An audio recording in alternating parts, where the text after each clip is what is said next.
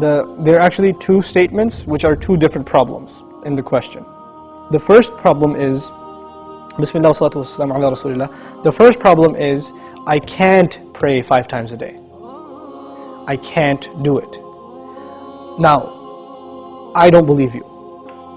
Whoever said I can't do it, I don't believe you. You know why? Because I believe Allah.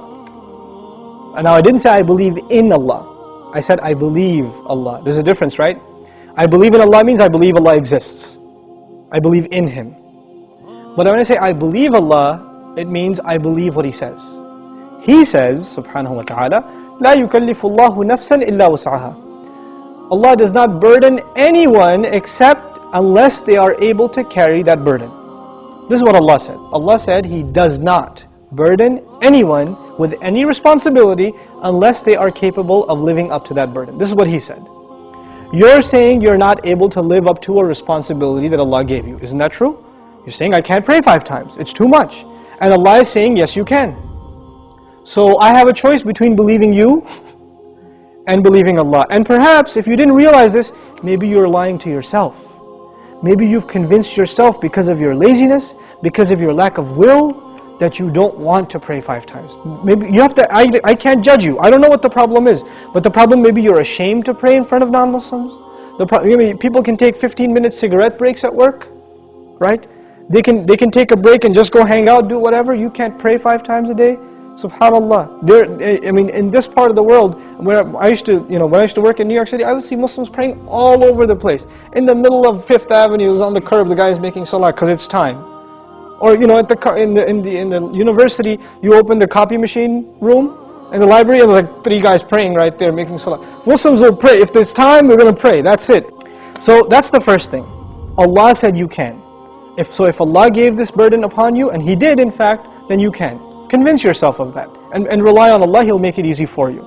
The second question is, does He really care? Does He even care if I pray or not? Now this question is actually more about, does He need my prayer or not? You're forgetting that the prayer isn't for Allah. It's for you. It's not for Allah. If all the people in the world, all they did with their life was pray to Allah, it would not make Him any richer. It wouldn't add to His kingdom because He already owns all of kingdom. And if no one mentioned Allah ever again, it doesn't diminish His dominion, His kingdom, His glory in any way. He doesn't need us. We need Him. We need Him. So the question is, do you feel like you need to pray? Do you feel like that's a need in your life? And if it's not, if you feel you're free of, begging Allah for His help, turning to Allah and submitting before His commandments, then that's a serious problem with your faith. It's become weak, and this question only came up because you've been distanced from Allah for so long that shaitan can come to you and say, yeah, I know you used to feel bad about not praying, let's just get rid of that bad feeling and replace it with, well, why do I have to pray anyway?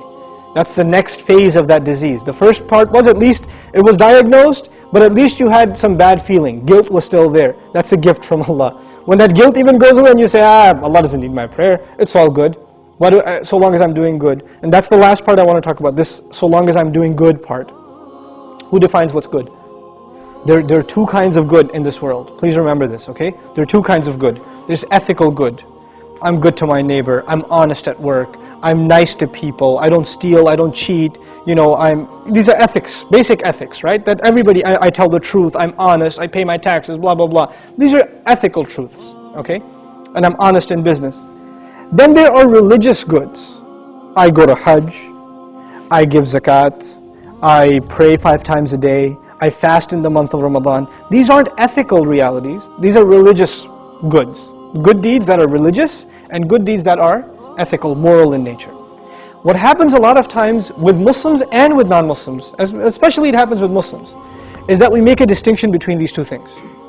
So in the Muslim world, you will find people that are morally good. They're nice to their family, they take care of their kids, they're responsible in the household, they're nice to their neighbors, they're honest at work. Good people, but guess what? No religion. I don't need religion to be good, is what they say.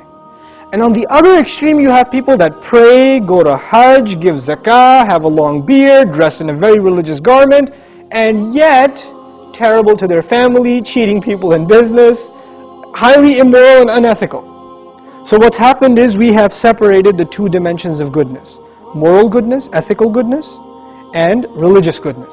What Allah does in the Quran is fuses them together in the ayah. This one ayah is called Ayatul Bir, the ayah of goodness.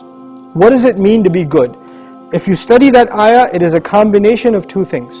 It's a combination of ethical principles like fulfilling your promises, being patient, perseverant, and also religious goodness, establishing the prayer, giving the zakah, right? So it's a combination of both of those things in one place. So if you think you are in a position to define what good is, most likely you're sticking to moral goodness and you're undermining religious goodness, like the rituals that Allah taught us. But what Allah wants is for us to have both at the same time. This is when a person is truly good. Otherwise, you're not really good.